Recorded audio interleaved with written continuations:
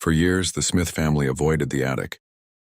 It wasn't that they were scared of it, it was just cluttered with old forgotten things. But when Emily Smith, a curious 12-year-old, decided to explore one rainy afternoon, she found something strange, a porcelain doll, seated on a rocking chair, surrounded by dust. The doll was beautiful but unsettling. It wore a faded lace dress, its glassy eyes glinting as if it had its own source of light. Emily brushed off the cobwebs and carried the doll downstairs, thrilled with her discovery. Her mother, uneasy at the sight of it, muttered, "I didn't know we had this." Emily placed the doll on a shelf in her room. That night she awoke to the sound of faint giggles. She sat up, heart pounding.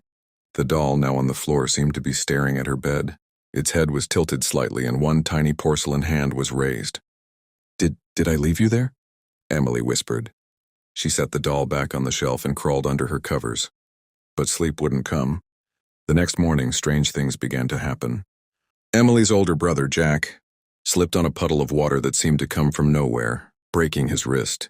Their dog refused to go near Emily's room, growling and whimpering when forced. The worst came that evening when their mother screamed from the kitchen. All the knives had been pulled from the drawer and arranged in a circle on the floor. Emily felt the chill of dread creeping in, but tried to convince herself it was all a coincidence. That night she locked the doll in her closet. But as the hours dragged on, a tapping sound echoed through her room. Tap, tap, tap. She turned on her bedside lamp, trembling. The tapping grew louder, more insistent. Slowly she approached the closet. Her hand hovered over the doorknob.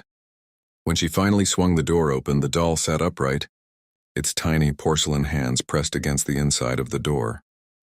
Its glass eyes stared unblinking into Emily's soul. The family called in Father Donahue, an old priest known for dealing with unusual situations. He entered Emily's room, clutching a rosary and muttering prayers under his breath. The doll, now seated on the bed, seemed to radiate malevolence. As the priest sprinkled holy water, the doll suddenly screamed, not a tiny, delicate sound, but a piercing, guttural cry that filled the house. The windows shattered. The lights flickered and died. The family watched in horror as the doll began to move, its limbs jerking unnaturally as though controlled by invisible strings. "It's not just one spirit," Father Donahue choked out, clutching his chest. "It's many." Trapped inside, the room filled with whispers, hundreds of voices, each more desperate and angry than the last. The doll lunged at Father Donahue, knocking him to the ground. As he struggled, he threw the rosary onto the doll. Smoke hissed from its tiny body, and it let out an unearthly wail before collapsing into a lifeless heap. The family buried the doll in a deep, unmarked grave miles away from their home. But every so often, Emily would hear the faint sound of giggles at night, and once, she awoke to find a single porcelain hand resting on her windowsill. The doll was gone, but not forever.